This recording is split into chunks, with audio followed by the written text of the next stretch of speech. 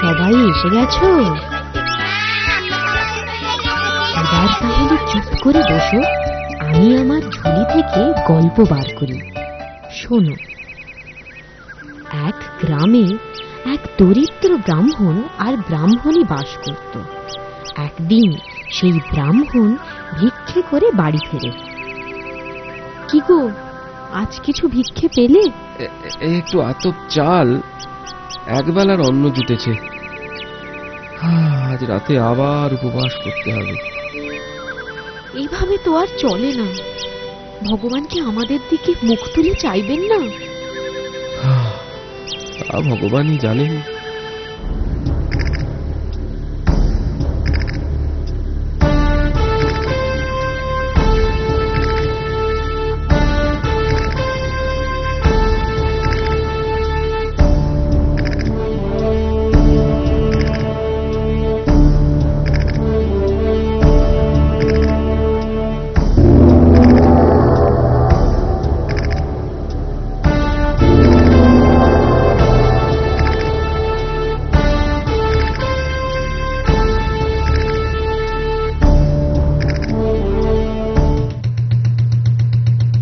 শোনো শোনো শোনো সকল প্রজাগণ, আজকে গাঁয়ের কাছারিতে জানাই আমন্ত্রণ।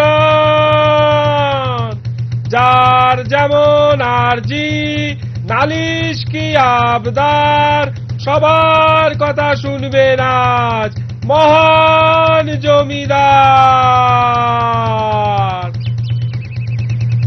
ওগো, শুনলে? মনে হয় ভগবানের দয়া হয়েছে। দেরি না করে যাও না জমিদারের সভায়।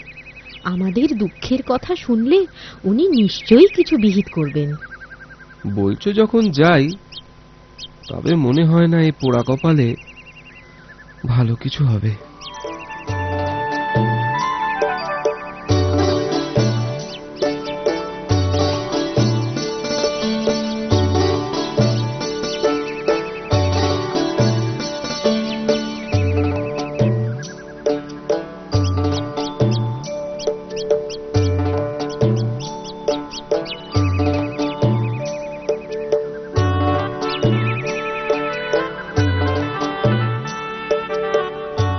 শুনেছি গায়ে নাকি ভূতের উপদ্রব।